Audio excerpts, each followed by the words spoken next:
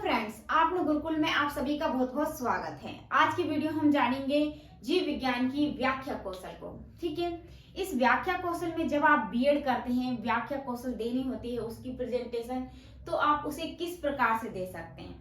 देखिए, जब आप व्याख्या कौशल तैयार करें तो वो सरल से सरल भाषा में तैयार करें जिससे बच्चे आसानी से समझ सकें। और जब आप बोलें तो आपके हाव भाव और क्लास में संचरण यानी चलते रहना थोड़ा थोड़ा, और बच्चों पर ध्यान देना और उनकी रुचि के अनुसार आप हाव भाव से आप क्या करना, व्याख्या करना, जिससे बच्चों का ध्यान आकर्षित हो सके।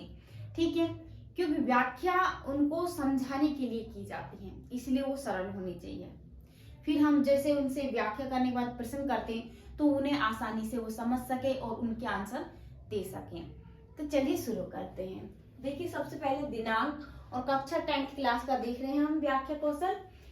तो इसमें देखिए, व्याख्या कौशल विषय है जीव विज्ञान, प्रकरण है मानव नेत्र, और हम देख रहे हैं कालांश फर्स्ट, समय अवधि 5 से 7 मिनट, माइक्रो टीचिंग का जो समय होता है। इसके बाद देखिए शिक्षण बिंदु, और शिक्षण बिंदु में जो नेत्र है, मानव नेत्र कहाँ लिखेंगे हम, जो व्याख्या करते हैं वहां पर लिखना होता है। इसके बाद जैसे विकासात्मक प्रश्न, बच्चों के विकास से संबंधित कि वो उस प्रकरण, उस पाठ के बारे में कितना जानते हैं, उसके अनुभव के लिए उनको के लिए हम क्या करते हैं, उसको जानने के लिए विकासात्मक प्रश्न करते हैं। शरीर का, जिसे हमने किया, शरीर का कौन सा अंग देखने का कार्य करता है, तो नेत्र होता है, वो किसका कार्य करता है, देखने का कार्य करता है।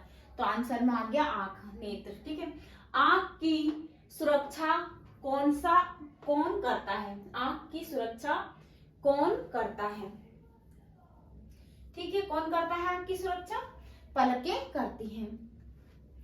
मानव नेत्र के बारे में आप क्या जानते हैं, तो ये एक समस्यात्मक प्रश्न बनता है। ठीक है, इसके बाद जब छात्र, आप एक अध्यापक के रूप में पढ़ाएंगे, तो आप जब बोलना स्टार्ट करेंगे, व्याख्या देना स्टार्ट करेंगे, तो क्या करना है आपको, बच्चों से कहना है कि बच्चों या आप विद्यार्थी ध्यानपूर्वक सुनेंगे और समझेंगे।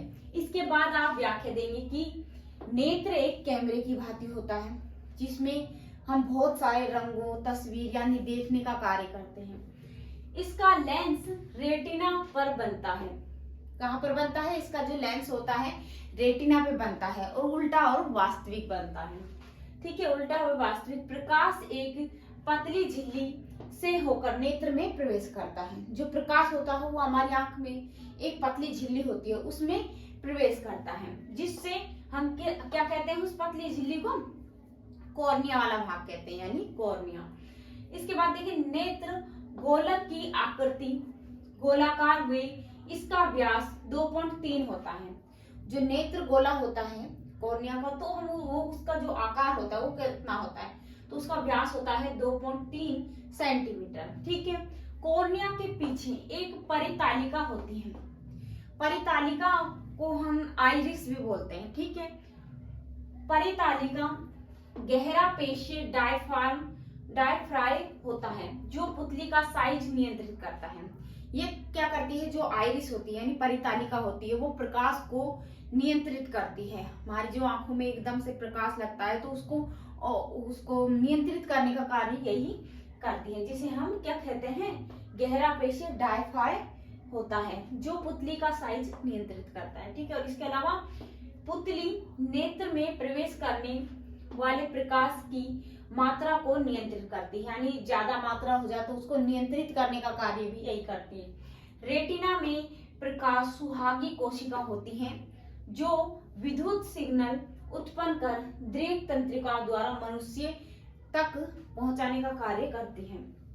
मस्तिष्क उनकी व्याख्या करता है, जो मिलने वाली जो क्या है, जो सिग्नल मिलता है विद्युत सिग्नल, तो उससे जो मस्तिष्क में जाता है, तो मस्तिष्क के बाद जो अपनी छवि बनती है, तो वो मस्तिष्क में जाने के बाद उसकी व्याख्या की जाती है, यानी समझा जाता है कि वह चीज है क्या, जिससे वस्तु पहचान की जाती है। और फिर उसके बाद क्या होता है, वस्तु की पहचान की जाती है कि ये क्या है। तो हमारा मस्तिष्क भी इससे जुड़ा होता है, उससे जो सिग्नल मिलता है उसके अनुसार फिर हमको पता लगता है कि ये चीज ये है, और हमारा नेत्र उसे देखने का कार्य करता है। ठीक है, ये हो गई नेत्र के बाद। अब इसका बोध प्रश्न कर लेते हैं, यानी जो व्याख्या से संबंधित है। इसमें पहला प्रश्न है कि नेत्र में प्रतिबिंब, जो प्रतिबिंब होता है वो कहाँ पर बनता है, तो रेटिना पे बनता है। कैसा बनता है, वास्तविक और उल्टा बनता है। दूसरा प्रश्न है कि पुतली के आकार को कौन नियंत्रित करता है, कौन नियंत्रित करता है, परितालिका।